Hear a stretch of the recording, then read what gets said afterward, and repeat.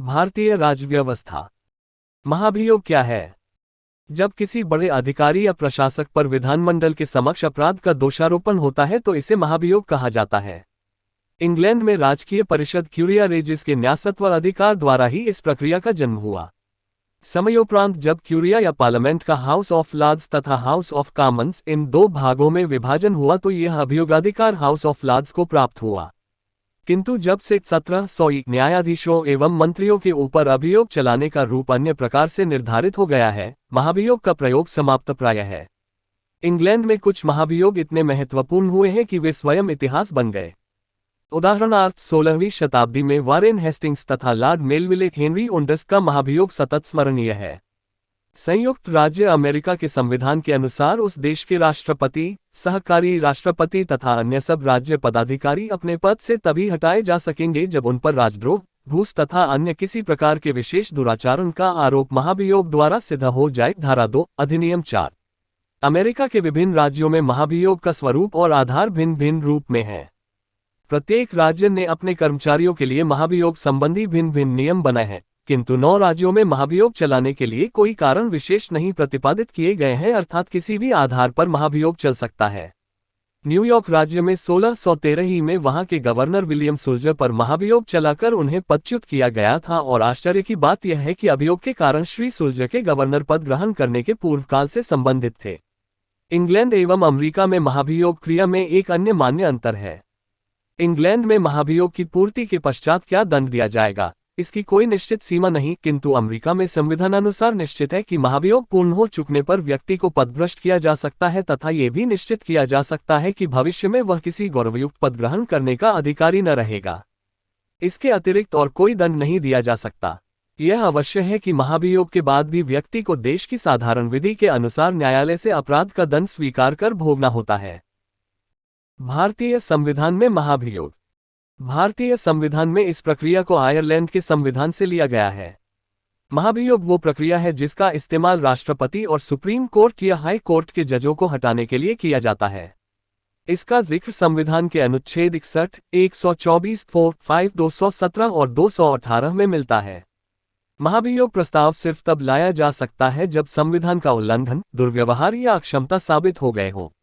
नियमों के मुताबिक महाभियोग प्रस्ताव संसद के किसी भी सदन में लाया जा सकता है, लेकिन लोकसभा में इसे पेश करने के लिए कम से कम 100 सांसदों के दस्तखत और राज्यसभा में कम से कम 50 सांसदों के दस्तखत जरूरी होते हैं।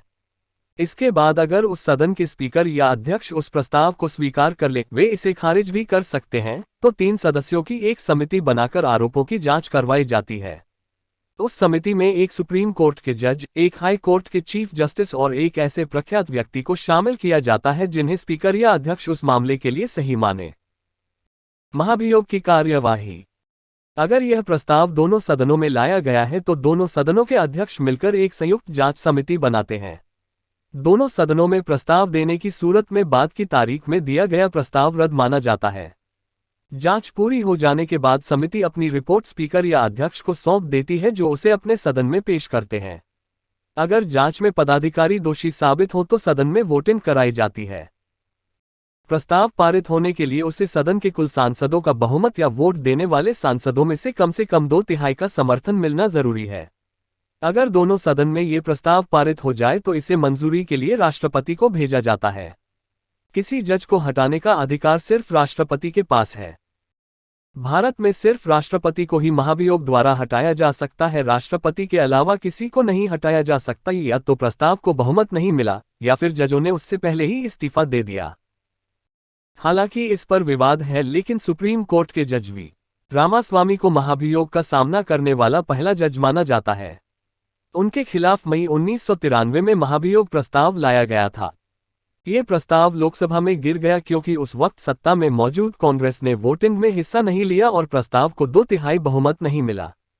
कोलकाता हाईकोर्ट के जज सौमित्र सेन देश के दूसरे ऐसे जज थे जिन्हें 2011 में अनुचित व्यवहार के लिए महाभियोग का सामना करना पड़ा। ये भारत का अकेला ऐसा महाभियोग का मामला है जो राज्यसभा में पास होकर लोकसभा तक पहुंचा। हालांकि लोकसभा में इस पर वोटिंग होने से पहले ही जस्टिस सेन ने इस्तीफा दे दिया। महाभियोग के पिछले मामले। उसी साल सिक्किम हाई कोर्ट के चीफ जस्टिस पीडी दिनाकरन के खिलाफ भी महाभियोग लाने की तैयारी हुई थी, लेकिन सुनवाई के कुछ दिन पहले ही दिनाकरन ने अपने पद से इस्तीफा दे दिया।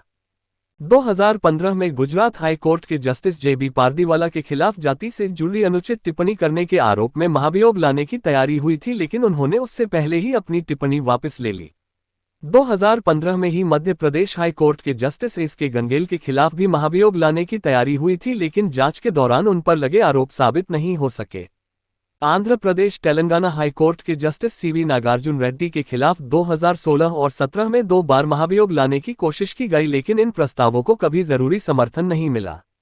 उच्चतम न्यायालय के मुख्य न्यायाधीश दीपक मिश्रा के खिलाफ 2018 में राज्यसभा में महाभियोग प्रस्ताव लाया गया, जिसे उपराष्ट्रपति वेंकैया नायडू ने खारिज कर दिया।